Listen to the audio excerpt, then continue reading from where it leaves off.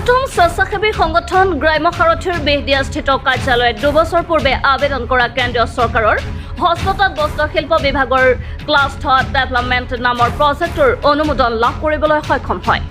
সেই উপলক্ষে উক্ত প্ৰজেক্টৰ অধীনত প্ৰায় 362 গৰাকী মহিলাৰ মাজত তাঁতশাল আৰু যাৱতীয় সা-সামগ্ৰী বিতৰণ কৰাৰ বাবে গ্ৰাম্য সাৰথীৰ বেহদিয়াস্থিত কাৰ্যালয়ত এখন সজাগতামূলক সভা অনুষ্ঠিত কৰা হয়। উল্লেখযোগ্য যে এই প্ৰজেক্টৰ জৰিয়তে মহিলাসকলক আৰ্থিকভাৱে স্বাৱলম্বী কৰাৰ উদ্দেশ্যে গ্ৰাম্য সাৰথীয়ে এই পদক্ষেপ হাতত লোৱা বুলিও মন্তব্য কৰে গ্ৰাম্য সাৰথীৰ সঞ্চালক ৰমেন বৰুৱাই। উক্ত সভাত হস্ততাঁত বস্ত্ৰশিল্প বিভাগৰ বিষয়া ঘনশ্যাম ডেকাও উপস্থিত থাকে। এটা ক্লাষ্টাৰ ডেভেলপমেণ্ট প্ৰজেক্ট এপ্লাই কৰিছিলোঁ আজি 2 বছৰ আগত। প্ৰজেক্টটো আজি পূৰ্ণতা লাভ কৰিছে আৰু কম দিনৰ ভিতৰত প্ৰজেক্টটোৰ কাম ইয়াতে কাৰ্যকৰী হ'ব। আৰু সেই উদ্দেশ্যে আমাৰ যিখিনি মহিলা আছিলে প্ৰায় 362 গৰাকী অৰ্থাৎ 362 ঘৰ মানুহ ইয়াত জড়িত হৈ আছে। সেই মানুহখিনিক আজি মাতি আনি তেখেতসকলৰ প্ৰজেক্টটোৰ উদ্দেশ্য কি, তেওঁলোকে কি কি কৰণীয় কাম আছে, সেই গোটেইখিনি কথা আজি তেখেতসকলৰ লগত আলোচনা কৰা হয়।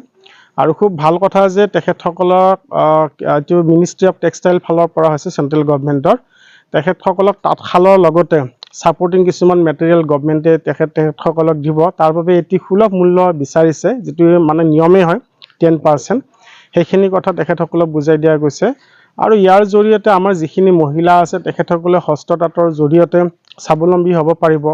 তেখেতসকলৰ যিখিনি প্ৰডাক্ট আছে সেই প্ৰডাক্টখিনি আমাৰ গ্ৰাম্য সাৰথীত এটা বিক্ৰী কেন্দ্ৰ হ'ব, ইয়াতে তেওঁলোকে বিক্ৰী কৰিব পাৰিব। আমি সেইখিনি কিনি বাকী বাহিৰত আমি মাৰ্কেট লিংকেজটো কৰাম।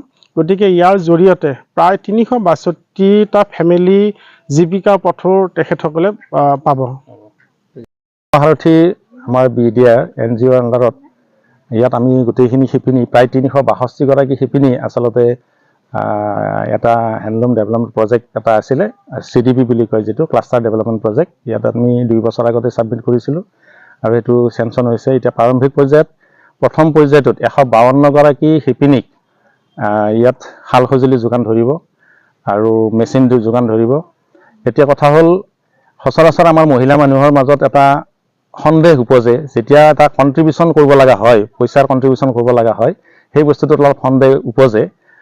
সেইকাৰণে আচলতে আমি বিষয় অফিচৰ মানুহ হিচাপে আমি গোটেইখিনি মহিলাৰ আগত আমি খোলাখুলিকৈ কথাখিনি কৈছোঁ যে এটা যেতিয়া শাল সঁজুলি পাব লাগিব, প্ৰায় 30,000 মূল্যৰ শাল সঁজুলি দিব তেওঁলোকক, দিয়াৰ লগে লগে 10% এটা তেওঁলোকে কণ্ট্ৰিবিউট কৰিব লাগে, যিটো একাউণ্টছৰ জৰিয়তে পে'মেণ্ট কৰিব লগা হয়। আৰু সেইকাৰণে তেখেতসকলক আমি বুজোৱাৰ কাৰণে আজি আচলতে গ্ৰাম্য সাৰথীৰ সহযোগত ইয়াত আমি সমবেত হৈছোঁ। মূলতঃ হয়তো আজি 2 মাহৰ ভিতৰত এই প্ৰজেক্টটো আৰম্ভ হ'ব, এতিয়ালৈকে হোৱা নাই যদিও গোটেইখিনি কাম আৰম্ভ হ'ব। তাৰমানে সেইটোৰ কাৰণে ইয়াত সমবেত হোৱা হৈছে আজি।